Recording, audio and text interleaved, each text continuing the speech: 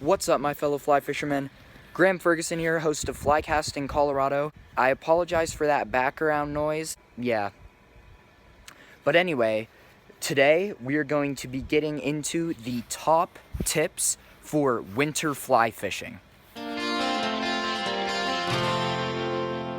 So, it's now 2019. I'm super excited to say it. I'm super stoked for a whole new awesome year full of fly fishing.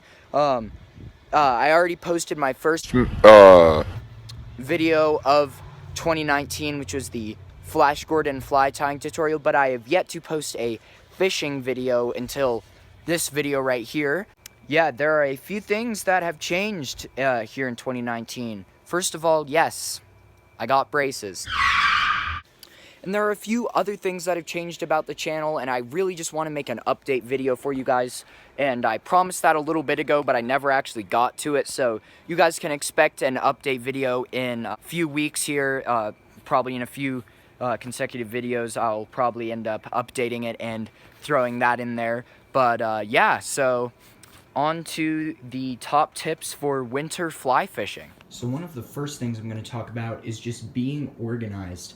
This is a huge factor. I'm going fishing tomorrow, so I have all of my stuff laid out next to my bed here. I have my sandals for when I'm done. I have my pants, some long johns, some underwear, and then we have under there right here, that's a ski jacket, sweatshirt. A long sleeve, like I don't know what you call that, like the undershirts that keep you warm. I have my hat underneath there. I have my GoPro, and here I have my battery for my GoPro. Over there, my other GoPro batteries are charging. Just be prepared with everything that you'll need. I even have my waders and my boots back here. I have gloves. A balaclava, sunglasses, really warm wool socks, hand warmers, battery. You just want everything that you could possibly need, because it's gonna really suck if you show up to go fishing and whoops, you forgot your sunglasses, or whoops, you forgot your gloves or anything like that, because in the winter, having all the right equipment is essential to not only making your experience out on the water more pleasurable, but also catching fish in general. So before I get out on the water, one problem that you always have when you're winter fly fishing and the temperature gets below zero is your guides will end up freezing up. And a very simple and cheap solution for that is just to use some petroleum jelly or Vaseline. Get a little bit of that on your finger, whatever, just like small pinch like that, and then rub it into your guides, and that'll stop the ice from building up on your guides, because the petroleum jelly repels water. As you guys have probably noticed, that if you ever have used Vaseline and then you try to wash it off, like in the sink or whatever, it's hard and it doesn't come off because like the oil and the water repel each other, and it basically makes it so that water can't build up on your guides and then freeze up, and then ice will build up on your guides. So definitely a really awesome solution. You don't need to go and buy those like really expensive ice off things that are like specially designed for it, because I've noticed that Vaseline works almost just as well, if not even better. And another trick is, on this reel here, I have some fly line, and this is untextured fly line. So untextured means the fly line is smooth and it doesn't have like those little like grains or like the texture feeling into it, and it's completely smooth. When you're fly fishing in the winter, you always want untextured fly line, because textured fly line tends to build up some more of that water, and it tends to freeze up way faster. So I always use untextured fly line when I'm fishing in the winter, just to make sure that I have that extra edge and I'm not having to break ice off of my guides, because you lose a lot of fishing time doing that. 3 hours later. Thanks, Mom.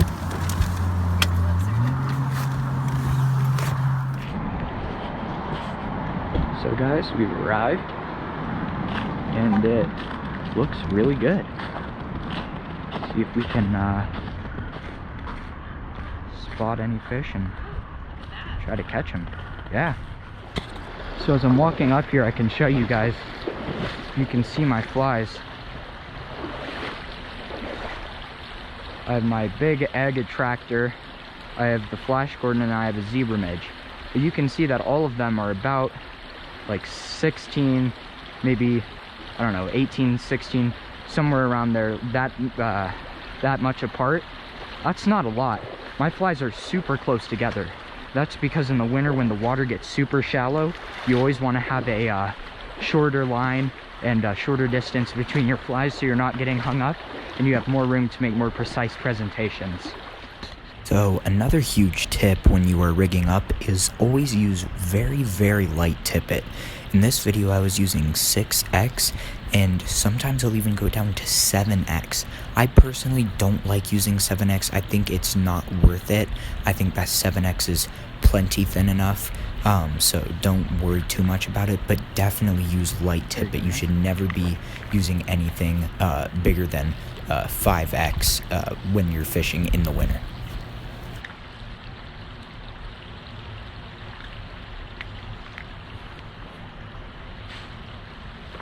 A little brown.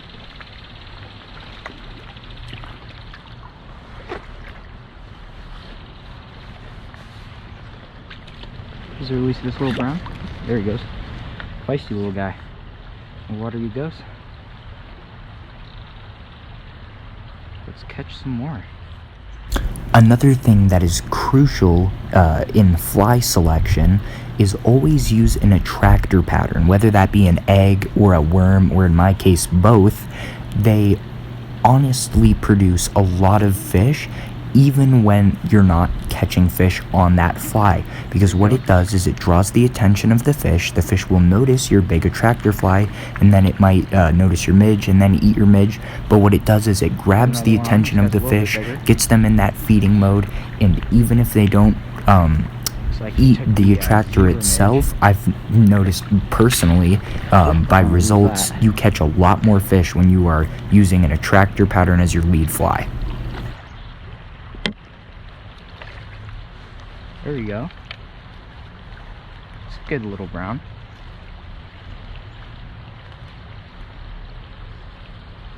Just release this nice brown. Off he goes. Nice fish. So far I've caught one on the Flash Gordon and one on the Zebra Midge.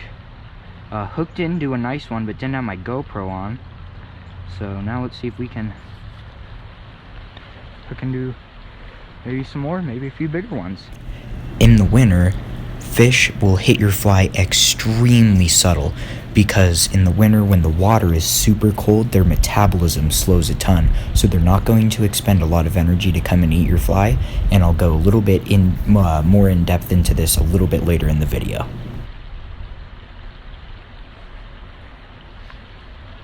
It's another one.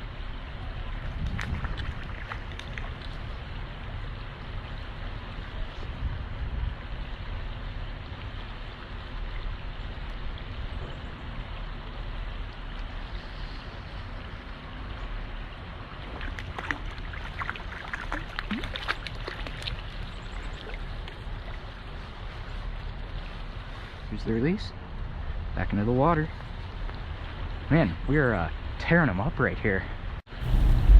So a lot of my tips have been based off of fly selection, and this one is pretty much as simple as it gets. If it's in the winter, fish it smaller. If you normally fish a size 18 zebra midge in the summer, spring, and fall, fish a size 20 to 24 zebra midge in the winter. Just take everything you normally fish and then shrink it down and make it smaller. Here's another one.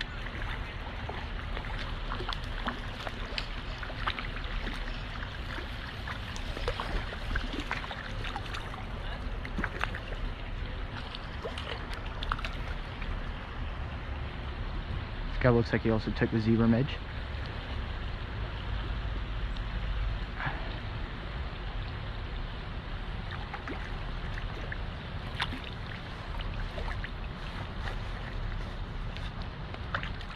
Back into the water this guy goes. Nice fish.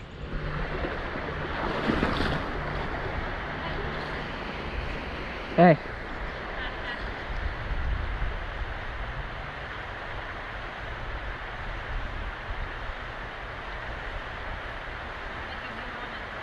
What? Like a new woman.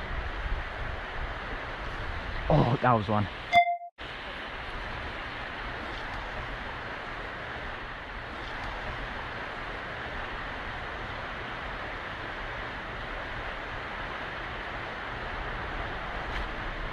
There we go. Oh my gosh, dude. It's a pretty nice one.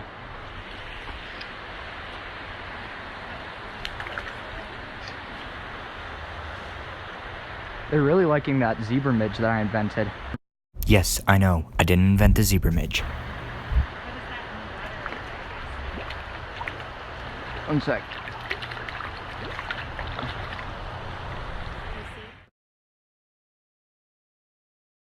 No, I forgot him in the car. Who's released this guy? Want me to go get him? That would be awesome. Okay, 'cause I'm gonna.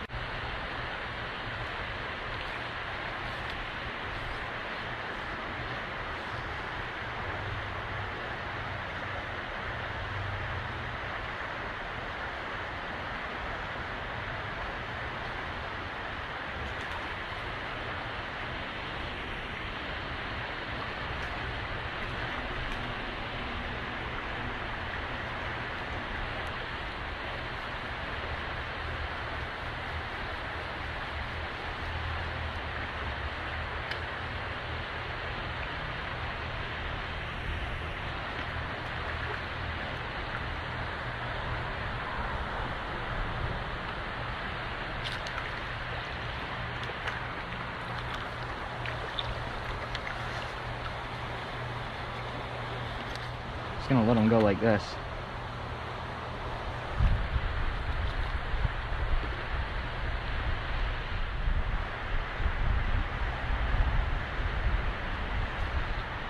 So basically, you guys, what I'm doing is I'm just honestly casting up and just letting my flies drift down, and then when I see the slightest little bump, I'm setting the hook. Right now, you could probably get away with a traditional like plastic or cork strike indicator, but in the winter, a lot of times the fish are going to be really subtle with their takes, so I always use a yarn indicator when I'm fishing in the winter, because I wouldn't have seen that strike right there. Super subtle, and I wouldn't have seen that if it wasn't for my strike indicator. I think this guy might have taken the egg and the worm. Yeah, he did.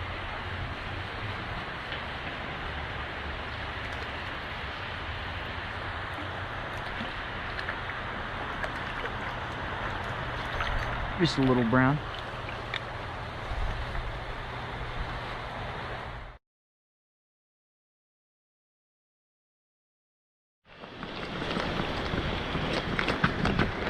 So guys, had a pretty good day fishing. Caught a ton of fish. Most of them were on the zebra midge. Caught a few on the worm. Caught one or two on the flash Gordon. But right now I'm running back to the car. But I got some football to watch. So yeah, I'll see you guys in the next video. And I hope you guys like this one.